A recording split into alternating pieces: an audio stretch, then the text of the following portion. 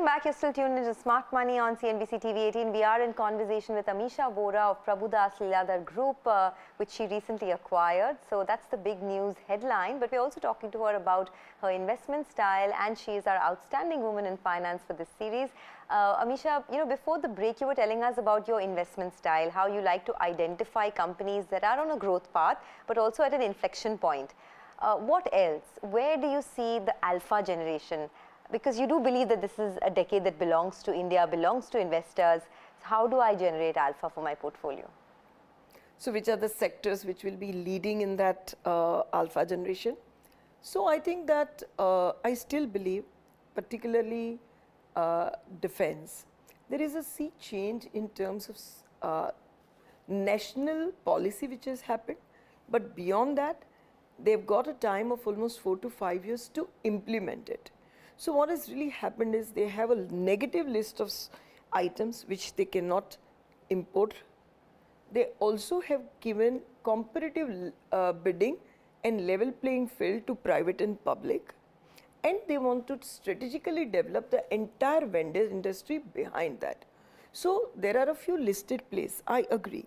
But I feel that from this field, a lot of current plays, public or PSU, PSU or private, which will continuously get very good orders. Right now, our industry is just about 90,000 crores domestically. We feel in 5 years, it will become 5 lakh crore. That's the size of growth that we are seeing in defense, yes. Wow. But these are stocks that have rallied a whole lot. So correct. You think the that stocks have really rallied. But if you see, some of them are with almost no debt kind of a balance sheet, are still around 15 to 20 times multiples. They're not so high. But as the industry keeps growing, the visibility of growth, here the payment system is also very structured. It's not that in infra we went, as a country, as companies, we went into trouble because the payment structures were not very clear. And over and above that, a lot of things got involved in terms of right of way and so on. But here, once the order is given, I think the visibility of implementation is also high. And there are certain private sector players also, for example, Bharat Forge, who are having their own businesses, but they've done so much deep work over almost a decade that they are ready, and now I guess that the order book will start. But this is one of the aspects which is very capital goods industry. I wouldn't say that's the CAGR or compounding kind of a story, but it is a good sector. Compounding stories, we feel that QSR segment, quick service restaurants, we have like the penetrated. Jubilant Foods of the world.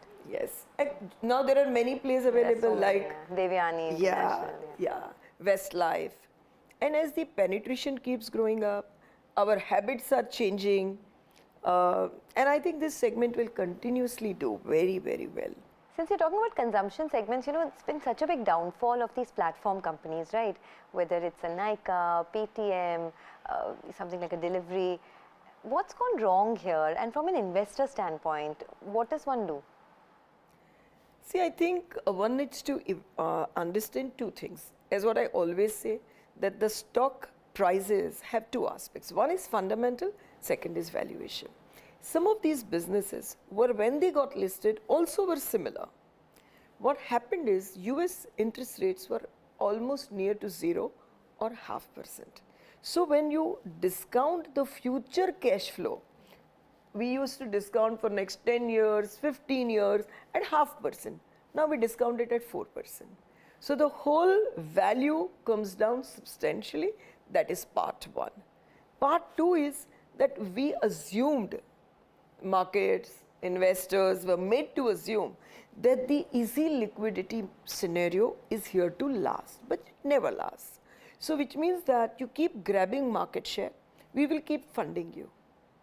Now that funding is out of the way, so that they have to stop their market share chase game a bit and start focusing on profitability to sustain.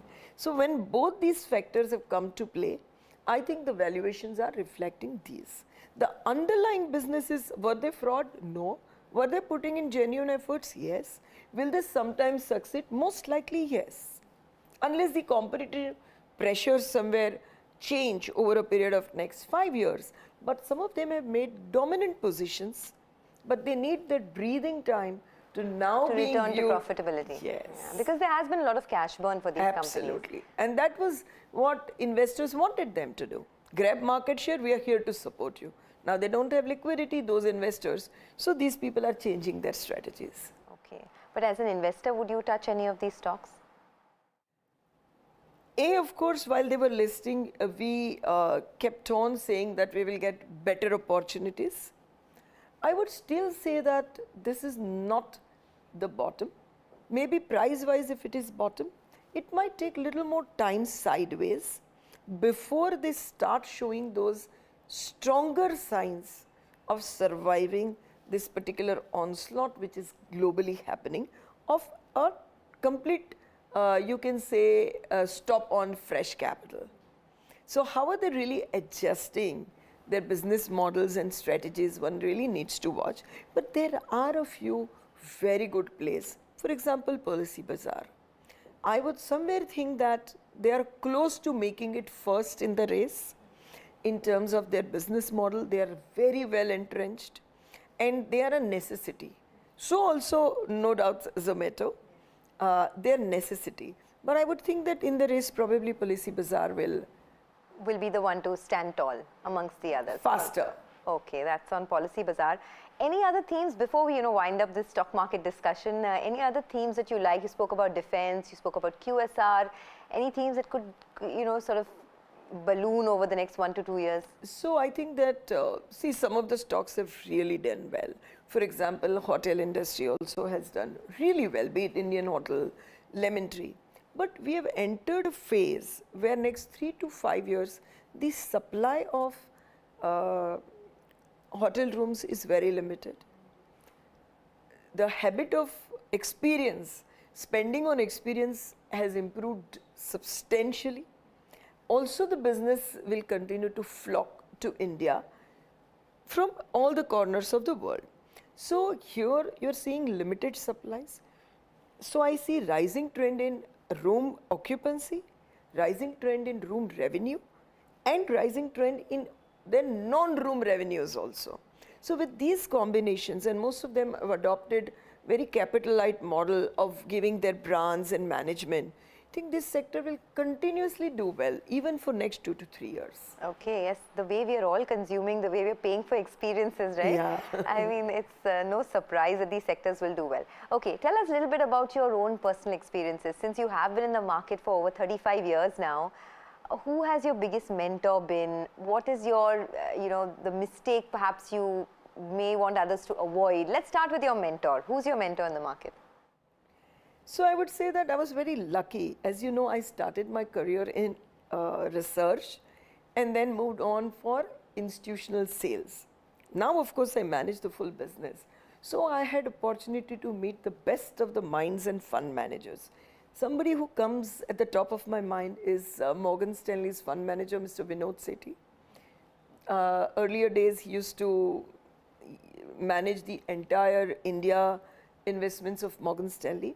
And the early, I would say, investor into HDFC, HDFC Bank, and in all those discussions, from an outsider perspective, how they view the Indian markets, the larger opportunity, how to see the larger opportunity that this housing finance is so nascent as compared to X, Y, Z countries, that there is nothing but growth here.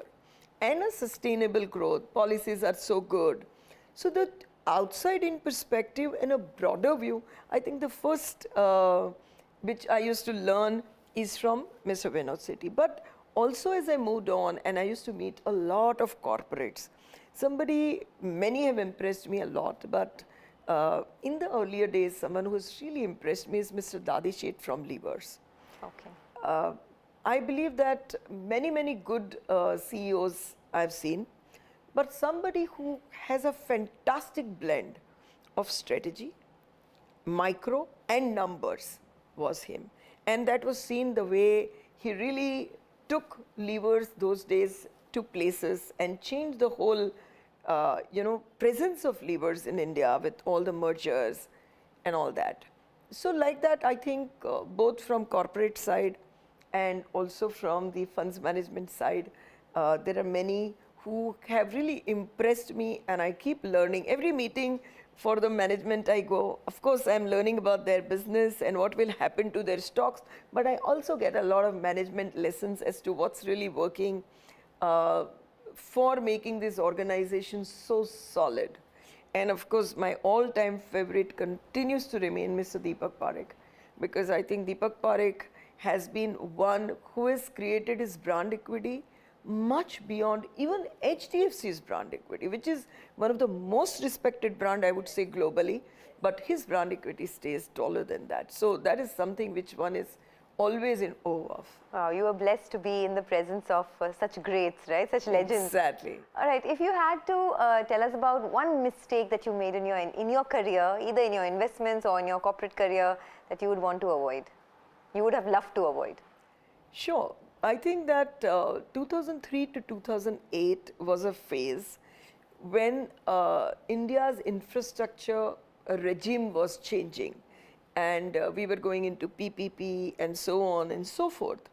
I don't think only me, but all of us as corporates, banks, country, policymakers and investors, we made a mistake in terms of really understanding the on-ground challenges which infrastructure implementation in India can have, and which can just derail the whole cycle, resulting into complete loss of investments. And I think in that what also contributed is that these businesses that we realized early on, after a 2 years growth story, we realized that these businesses are finally not generating cash. Their cash is still getting stuck. So we got off that. But I think even to get carried away with a growth which does not generate cash is a mistake which we did, and I would always refrain from that going forward. Okay, so never buy companies which are growing but not generating cash. All right, Amisha, we have run out of time but not out of questions. It was really a pleasure speaking to you, and all the best. Hope you hit newer and newer pivots of success and path the way for all the ladies who are watching you. I mean, all the younger generation who's watching you and wants to perhaps follow your footsteps. Thanks a lot for joining in. Thank you so much. Okay, with that, it's curtains down on another episode of Smart Money. Keep writing to us. We love getting feedback from you. Till then, stay safe.